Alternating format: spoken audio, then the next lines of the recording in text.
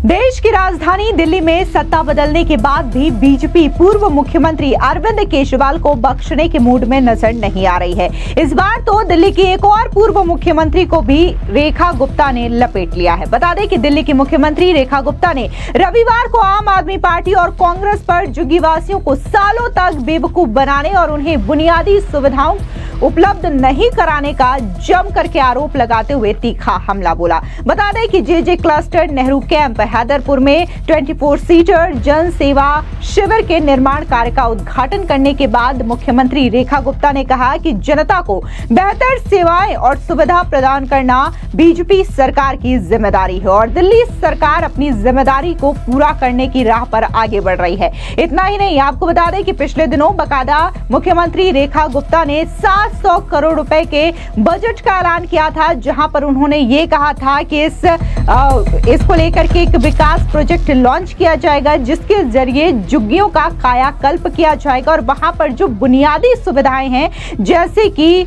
पानी पहुंचाना, शौचालय या फिर नालियों का निर्माण करवाना, ये तमाम चीजें जो है वो दिल्ली की झुग्गियों में किया जाएगा। इस दौरान आपको बता दें कि दिल्ली की मुख्यमंत्री रेखा गुप्ता ने आम आदमी पार्टी पर जोरदार तरीके से हमला बोला, जहां पर आम आदमी पार्टी के सांसद संजय सिंह और आम आदमी पार्टी के नेता सौरभ भारद्वाज वजीरपुर और इसी के साथ ही जंगपुरा के मद्रासी कैंप को लेकर के जिस तरीके से जनता के बीच जाकर के हंगामा कर रहे हैं और गुमराह करने का प्रयास कर रहे हैं, तो इस पर भी मुख्यमंत्री ने पलटवार करते हुए बेपर्दा किया है आम आदमी पार्टी के झूठे प्रोपेगेंडा को। दरअसल मुख्यमंत्री रेखा गुप्ता ने कहा कि पिछली सरकारों ने झुग्गीवासियों को मूर्ख बनाया था और उनसे कहा था कि वे बीजेपी को वोट ना दें। उन्होंने कहा कि पूर्व मुख्यमंत्री केजरीवाल और शीला दीक्षित की सरकार ने झुग्गीवासियों के लिए कोई काम नहीं किया है, महज फंड की घोषणा की, लेकिन दिल्ली की बीजेपी सरकार 700 करोड़ रुपए की लागत से राजधानी में विकास परियोजनाओं पर काम कर रही है। दिल्ली में झुग्गियों पर कोर्ट के आदेश के बाद बुलडोजर की कार्रवाई पर भी आम आदमी पार्टी की ओर से सरकार पर लगाए जा रहे आरोपों पर भी रेखा गुप्ता ने कहा कि उन्हें मकान देने के बाद ही झुग्गियां हटाई गई हैं। सुनिए क्या कुछ दिल्ली की मुख्यमंत्री रेखा गुप्ता ने कहा। कभी कांग्रेस रही, कभी आम आदमी पार्टी ने राज किया। मैं आज ये कहते हुए जरा भी मुझे संकोच नहीं है कि सालों तक इन दोनों पार्टियों ने बेवकूफ बनाया झुग्गी के लोगों को, ये कह के कि बीजेपी को वोट मत देना, बीजेपी आएगी तो आपको ये हो जाएगा, वो हो जाएगा। पर मैं आपको बताना चाहती हूँ कि आप लोगों के सहयोग से, सम्मान से बीजेपी सत्ता में आई है, वो सिर्फ इसलिए कि झुग्गी वालों को बेहतर जीवन मिले, बेहतर सुविधाएं मिले।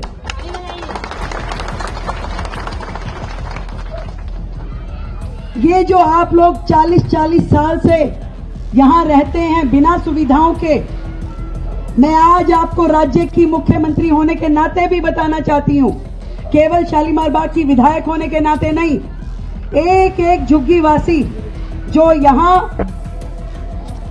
वर्षों से रह रहे हैं, देखो कल कोई आकर के झुग्गी डाले तो उसकी गारंटी नहीं भाई।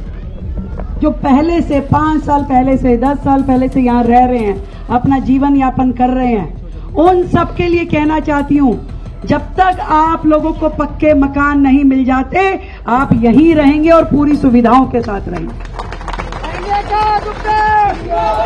जो वीडियो रील पे आजकल रील चल रही है व्हाट्सएप ग्रुप पे कि भाई ये झुग्गी टूट गई, ये झुग्गी टूट गई, मैं उसकी सच्चाई भी बताना चाहती हूँ। 3 केस मूर्तियां दिखाए जा रहे हैं। एक जो वजीरपुर की फाटक पे है, भाई जो बिल्कुल ही अगर रेलवे लाइन पे आ जाएगा और रेलवे लोग कहेंगे कि भाई हमें सिग्नल नहीं दिखता 3-3 मंजिला मकान से, तो उसकी जिम्मेवारी थोड़ी ना सरकार लेगी। कल को कोई एक्सीडेंट हो जाए, किसी का जान चला जाए, तो किसकी जिम्मेदारी होगी भाई? किसने कहा है कि रेलवे लाइन पे जाके बसो? बिल्कुल रेलवे से सटा करके, यदि उसमें डीडीए या रेलवे एक्शन लेती है तो सरकार कुछ नहीं कर सकती भाई। हम चाहते हैं हमारे नागरिकों की जान की सुविधा रहे। सड़क पे बच्चा घूमेगा, रेलवे लाइन पे बच्चा घूमेगा, ट्रेन चढ़ गई, कौन जिम्मेदार है भाई? इसलिए वो उस पे एक्शन हुआ जो केवल और केवल रेलवे लाइन के पास में थी। दूसरा जो मद्रासी कॉलोनी में हुआ, मद्रासी कॉलोनी वाला जो बड़ा नाला बारापूला का वहां से जाता है, बिल्कुल वो लोग नाला पे बैठे थे, जिसके कारण से 2023 में दिल्ली में बाढ़ आई। क्यों? क्योंकि एक भी मशीन सफाई वाली नाले तक पहुंच नहीं पाती थी और नाला पूरी तरह भर गया, बाढ़ आ गई, घुटने घुटने और कमर कमर तक पानी हो गया, तो माननीय कोर्ट ने आदेश दिया और एक बार नहीं 3 बार अपनी सुनवाई में कहा कि भाई रास्ता खाली करवाओ ताकि जेसीबी और मशीनें नाले पे जाके सफाई कर सके। तो उसमें सरकार क्या करेगी भाई? कोर्ट का ऑर्डर होगा तो सरकार कुछ कर पाएगी कि नाला साफ करना है? अभी नाले का रास्ता रुक गया। और तीसरा केस जो वजीरपुर पे जेलर वाला बाग की झुग्गी थी, वहां पे स्वयं माननीय प्रधानमंत्री जी ने 1675 फ्लैट दिए। भाई जब जिसको फ्लैट मिल गया उसके बाद तो जगह खाली करनी पड़ेगी ना। आप सोचो कि वो फ्लैट भी ले ले और यहां भी रह ले, तो ऐसे तो बात नहीं बनेगी। तो जिसको फ्लैट मिलता जाएगा उसको खाली करना पड़ेगा। और यदि उस फ्लैट मिलने के बाद भी कुछ और लोग आकर के जो कि एलिजिबल नहीं है और वो अगर अपना कहें कि नहीं हमको भी चाहिए, तो भाई ऐसे कैसे काम चलेगा? तो जो एलिजिबिलिटी है, जिनके नाम पे हुआ उनको दिया गया, 1675 परिवारों को दिया गया। उसके बाद यदि वहां पे 150 परिवार बच गए और वो कहें कि हम तो इस झुग्गी को खाली नहीं करेंगे, तो वो उसमें हम तो कुछ नहीं कर सकते। तो केवल ऐसे 3 उदाहरण हुए हैं। इसके अलावा दिल्ली में एक भी झुग्गी के अंदर ना कोई हाथ लगाने गया, ना उसको किसी प्रकार की तकलीफ दी और ना कभी आगे होगी। चाहे आप ताह उम्र यहां रहिए, आपको हम ये वादा आपकी अपनी मुख्यमंत्री कर रहे हैं। ना कोई घबराने की जरूरत है और ना ही साजिश में आने की जरूरत है। मैं आपको कह रही हूं, निश्चिंत होकर रहिए।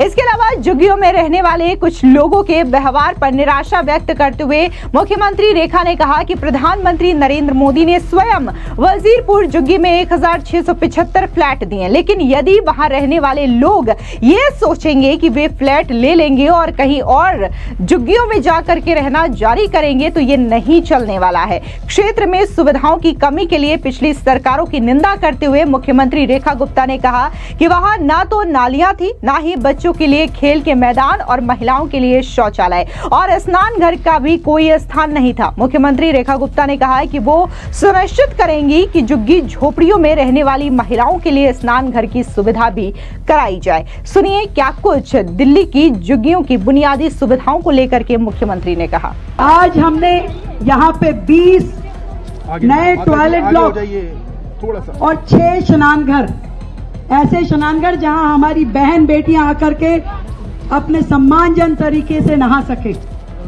गली के कोने पर पर्दा ढक के नहाने की आवश्यकता नहीं है। अब आपकी ये बहन आपके राज्य में संरक्षक के नाते, मुख्यमंत्री के नाते आपके साथ है। मेरे शहर की एक भी बहन बेटी को खुले में नहाने की जरूरत नहीं है। सारी नालियां खड़ंजे बनाए जाएंगे, एक नाली खड़ंजे, पूरी तरीके से लाइटें लगेंगी। और आपको ध्यान है, पीछे भी हमने पूरी झुग्गियों में हर खंबे पे लाइट लगाई थी, जबकि उस समय की वर्तमान की विधायक ने बहुत विरोध किया था, तो भी हमने लाइटें लगाई थी, हजारों लाइटें लगाई थी कि एक भी गली में अंधेरा नहीं होना चाहिए, सुनसान नहीं होनी चाहिए। हमारे बच्चों के लिए बेहतर पार्क की सुविधाएं हो, जहां झूले हो, हमारे बच्चे झूला झूल सके, उनके लिए भी सुविधाएं होनी चाहिए। ये काम, इसको कराने की जिम्मेदारी मेरी है और मैं आपको करा के दूंगा। पहली बार दिल्ली में ऐसी सरकार आई है जिन्होंने अपने बजट में अलग से झुग्गी वालों के लिए 700 करोड़ रुपए का बजट रखा है। 700 करोड़ रुपए का पहली बार किसी सरकार ने नहीं रखा, ना केजरीवाल ने, ना शीला दीक्षित ने, कि यहाँ की दिल्ली में जितनी झुग्गियां हैं उनकी नाली खड़ंजा बनाने के लिए, उनके शौचालय ठीक करने के लिए, उनमें स्नान घर बनाने के लिए, शिशु वाटिका, बस्ती विकास केंद्र बनाने के लिए ये फंड रखा गया है। और हमारे सीओ महोदय यहाँ पे हैं, रुपेश ठाकुर जी, मैंने उन्हें कह दिया है कि 1 रुपया भी नहीं चाहिए, जो चाहिए फालतू और मेरे से ले लेना, पर एक झुग्गी में भी बिना सुविधाओं के लोग नहीं रहेंगे।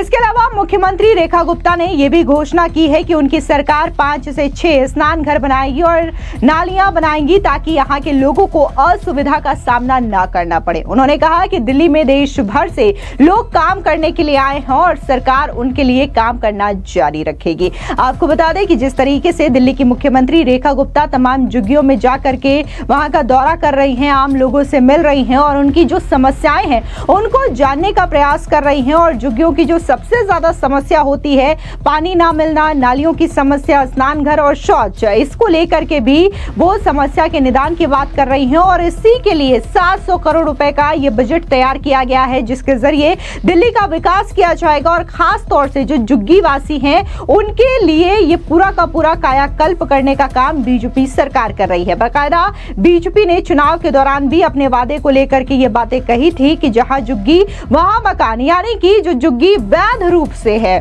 उनको लेकर के यहां पर बीजेपी सरकार जो है पहले फ्लैट्स आवंटित करवाएगी, उसके बाद इन झुग्गियों को बुलडोज किया जाएगा ताकि जो प्रॉब्लम्स होती हैं, फिर चाहे वो ट्रैफिक को लेकर के समस्या हो, अतिक्रमण की समस्या हो, उससे दिल्ली को निजात मिले। और ठीक इसी तरीके की कार्रवाई जो है वो जंगपुरा में देखने को मिली और यहां पर उन्होंने बताया कि कैसे नालों के ऊपर ये तमाम झुग्गियां बनाई गई थी जिसकी वजह से हाईकोर्ट ने आदेश दिया और उस आदेश का पालन सरकार की ओर से किया गया है। ऐसे में इनको हटाने से पहले नरेला में बकायदा फ्लैट्स दिए गए। तो वहीं दूसरी ओर बात अगर हम जो रेलवे ट्रैक पर बने झुग्गियों की करें तो इसको लेकर के भी मुख्यमंत्री ने कहा कि ये पूरा अवैध अतिक्रमण उन लोगों ने बसा रखा था और ये कार्रवाई रेलवे की ओर से की गई है क्योंकि कल को वहां पर कोई बड़ा हादसा हो सकता था। जिस तरीके से लगातार ये अवैध अतिक्रमण बढ़ रहा था तो इससे रेलवे ट्रैक कहीं ना कहीं जाम होता और जब ट्रेनें आती तो कोई भी बड़ा हादसा हो सकता था। इसकी वजह से रेल विभाग की ओर से यह कार्रवाई की गई है। लेकिन आपको बता दें कि जहां दिल्ली की मुख्यमंत्री रेखा गुप्ता और बीजेपी की सरकार झुग्गी वासियों को लेकर के चिंतित नजर आ रही है, उनके विकास कार्यों के लिए तमाम प्रोजेक्ट लॉन्च कर रही है, उद्घाटन कर रही है, तो वहीं दूसरी ओर आम आदमी पार्टी लगातार बौखलाई हुई है और बीजेपी को लेकर के झूठे प्रचार कर रही है। आम आदमी पार्टी के नेता सौरभ भारद्वाज और संजय सिंह जो है पहले तो वो जंगपुरा के मद्रासी कैंप में जाते हैं और इसके बाद वजीरपुर भी जाते हैं और ये कहते हैं कि कैसे रेखा गुप्ता की सरकार ने यहां पर बुलडोजर की कार्रवाई की है, बल्कि वो हकीकत क्या है ये लोगों को नहीं बताते ताकि वो वोट बैंक की राजनीति कर सके। यहाँ पर कई सारे मसले सामने आए हैं जहां पर कोर्ट ने ये माना है कि कैसे बकायदा यहाँ पर लोगों को समस्याएं होती थी, यहाँ पर नाले के ऊपर झुग्गियां बनी है जिसकी वजह से नालों की सफाई नहीं हो पाती थी, वहां पर मशीन्स नहीं लग पाते थे जिसकी वजह से साल 2023 में दिल्ली को बाढ़ की समस्या का भी सामना करना पड़ा था। ऐसे में यह समस्या दोबारा ना हो जिसकी वजह से यह कार्रवाई की गई है। फिलहाल इस पूरी खबर पर आपकी क्या राय है कमेंट सेक्शन में जरूर बताएं। धन्यवाद।